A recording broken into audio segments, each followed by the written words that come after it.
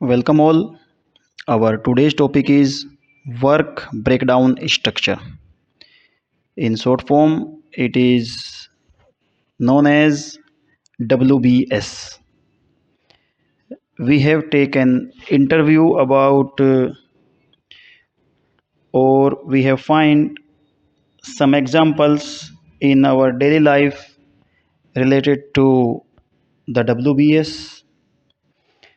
As you can understand the WBS as suppose you have a big task or a large amount of work you have to do, then you are afraid that the task is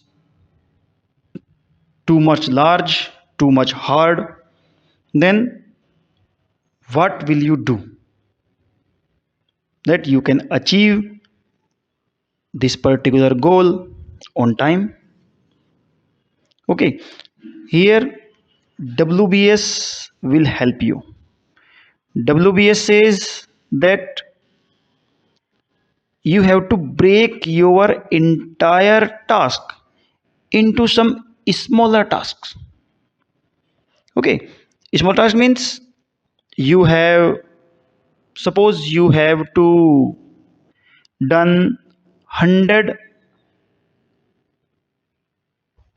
gram works, then you will divide that particular into a bunch of 5 5 5 5 so that you can easily manage 5 as compared to 100. This is the terminology, this is the idea behind WBS. Okay, here we have to divide our entire task into some small task. Clear? A WBS in project management and systems engineering is a tool used to define and a group a project's discrete work element in a way that helps organize and define the total work scope of the project.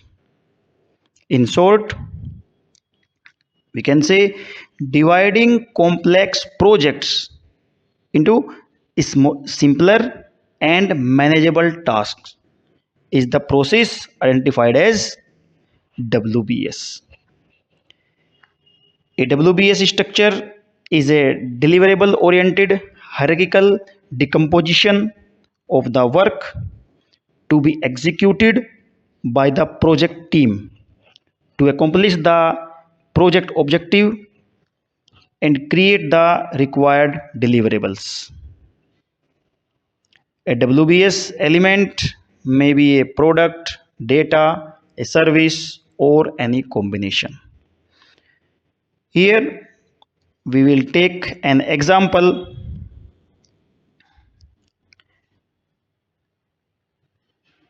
Before taking example, here I have some regions to creating WBS in a project. These are accurate and readable project organization, accurate assignment of responsibilities to the project team, indicates the project milestones and control points. The main idea is this: to divide our entire task into some smaller tasks, and these smaller tasks will assign to different team so that parallelly our work will carry on and we will finish our entire task within the time. Let's take an example.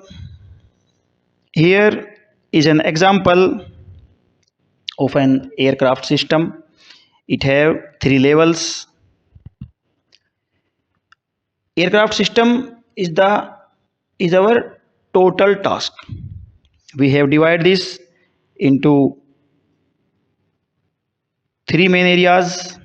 First one is air vehicle, training and peculiar support equipment. Again we have divided these three into different parts, and this arrangement is called WBS.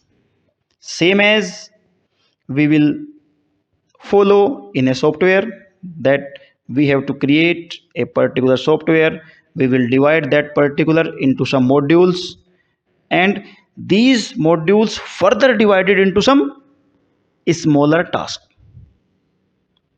and after completion these will be combined. Okay, here we have some rules for WBS which we have to follow to create a WBS of a project. The first one is the WBS must be a tree structure, as we have seen in our example that there is a tree structure. Okay, there should be no any loops, cycles in the WBS. A tree structure will be followed, that this particular task and this will further divided, and the further divided task will further divided. Okay, the next one is every task and deliverable description must be understandable and unambiguous. It means every task should be understandable and unambiguous. Means unambiguous means no two teams will work to a single task. It means every task will assign to a different team. Okay,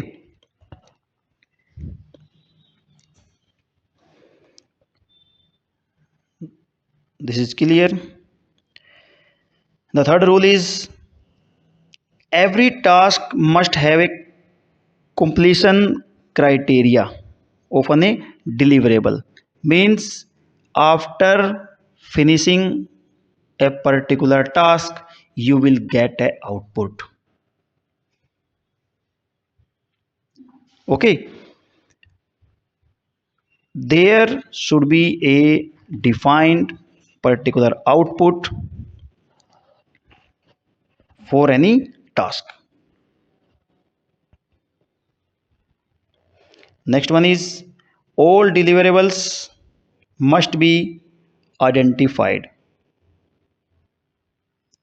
A deliverable means what product, what module you are delivering, that is called deliverable.